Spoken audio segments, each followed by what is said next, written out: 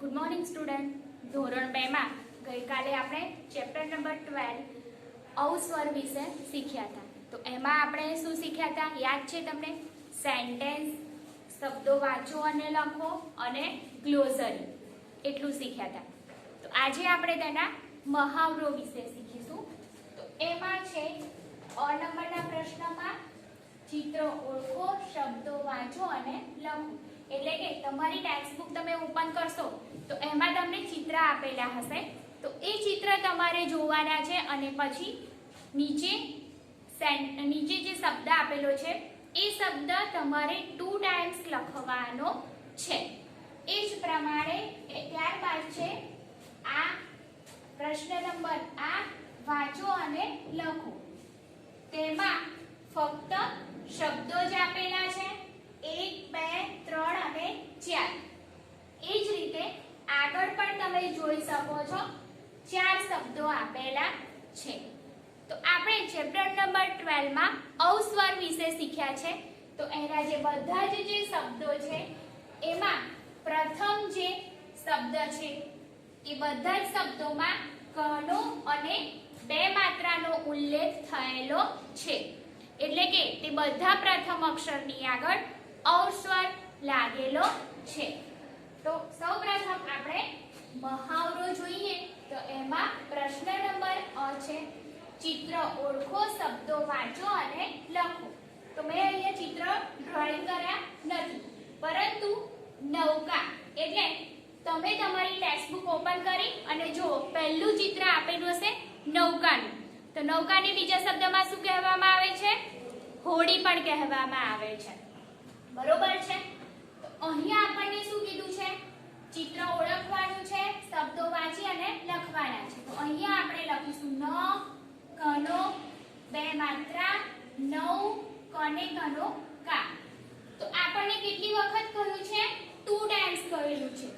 આપણે અહીં 2 ટાઈમ્સ લખીશું। નને કનો ના ઉપર 2 માત્રા કરીએ તો બની જાય નૌ કને કનો કા। આખો શબ્દ બની જશે નૌકા। એટલે કે નૌકાનું ચિત્ર આપેલું છે અને આપણે 2 ટાઈમ્સ તે શબ્દ લખવાનો છે ટેક્સ્ટ બુકમાં। હવે બીજો શબ્દ જોઈએ તો અ કનો અને 2 માત્રા એટલે બની જાય ઔ, ત્યારબાદ શ અને ધજાનો ધ। આખો શબ્દ બની જશે ઔષધ। તમે જોઈ શકો છો તમારી ટેક્સ્ટ બુકમાં જે ચિત્ર આપેલું હશે એમાં દવાની જે બોટલ છે એ હશે, ટેબ્લેટ્સ વગેરેનું ચિત્ર હશે। તો એમાં આપણે 2 ટાઈમ્સ લખીશું ઔષધ। તો અ કનો 2 માત્રા ઔષધ। ઔષધ એટલે કે દવા અને અંગ્રેજીમાં તેને કહેવામાં આવે છે મેડિસિન। હવે ત્રીજા નંબર પર જોઈએ તો ગ કનો 2 માત્રા એટલે બની જશે ગૌ, ત્યારબાદ ત અને મ। આખો જે શબ્દ છે એ બની જશે ગૌતમ। ગૌતમ જે છે એ ચિત્ર તમે જુઓ તો ભગવાન જે બુદ્ધ છે, ગૌતમ બુદ્ધનું ચિત્ર આપેલું છે। અહીંયા લખી દઈશું ગ કનો 2 માત્રા ગૌ, ત અને મ। તો આપણે અહીં નૌકા, ઔષધ અને ગૌતમ એ ચિત્રો જોયા અને એ ચિત્રો પરથી 2 ટાઈમ્સ આપણે શબ્દો પણ લખ્યા। હવે આ સેક્શન જોઈએ તો વાંચો અને લખો। અહીં તમને ચિત્ર આપ્યા નથી, જે આ સેક્શન જે છે એમાં આપણને ચિત્રો આપ્યા નથી, ફક્ત શબ્દો આપ્યા છે। તો આ શબ્દો વાંચી અને આપણે 2 ટાઈમ્સ આગળ મુજબ લખવાના છે। તો પ્રથમ જે શબ્દ છે એ સ કનો 2 માત્રા સૌ, ત્યારબાદ ની અને લ। આખો શબ્દ બની જશે સૌમિલ। એ જ પ્રમાણે આપણે લખીશું કનો 2 માત્રા મી અને લ સૌમિલ। ત્યારબાદ બીજો અક્ષર જોઈએ તો મ, પછી પછી કનું માત્રા બની જશે મૌ, પછી લી અને ક. સૌમીર પણ બોયઝ નું નામ છે અને મૌલિક એ પણ બોયઝ નું એટલે કે છોકરાનું નામ છે. ફરી આપણે અહીં લખી દઈશું મૌલિક. એ જ પ્રમાણે આગળ સને કનો માત્ર સૌ, સને કનો અને બે માત્ર સૌ, પછી ર અને ભ સૌરભ.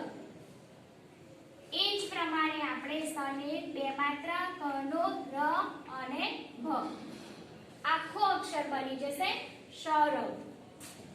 એ જ પ્રમાણે ક બે માત્રા બની જશે કૌ, શ અને લ આખો શબ્દ બની જશે કૌશલ.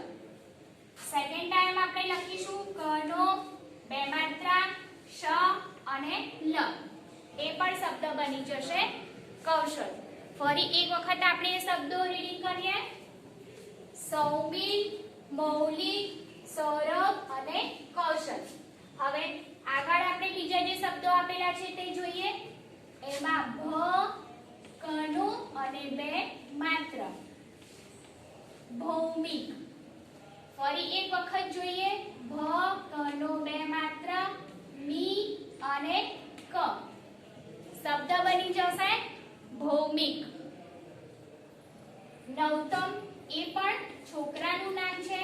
નવ, ત અને મ એ પણ છોકરાનું જ નામ ગણાય. અહીંયા પણ નવ, ત અને મ. આગળના શબ્દો જોઈએ તો ગૌ, ગને કનો બે માત્રા ર અને વ શબ્દ બનશે ગૌરવ. એ જ પ્રમાણે આગળ કનો બે માત્રા ર અને વ આખો શબ્દ બનશે ગૌરવ. એ જ પ્રમાણે આગળ મ કનો બે માત્રા અને પછી ખી અને ક મૌખિક. અહીંયા પણ એ જ રીતે આખો શબ્દ બની જશે મૌખિક. તો અહીંયા આપણે જે મહાવરો હતો ચેપ્ટર નંબર 12 એ પૂર્ણ થાય છે. એમાં આપણે અ સેક્શનમાં ચિત્રો જોયા, ત્યારબાદ 2 ટાઈમ્સ તેના શબ્દો પણ લખ્યા. આ સેક્શનમાં આપણે શબ્દો વાંચી અને લખ્યા. તો બાળકો તમારે જે આ મહાવરો છે એ તમારી ટેક્સ્ટ બુકમાં લખ્યા બાદ તમારી નોટબુકમાં પણ સારા અક્ષરે લખવાનો છે. Thank you.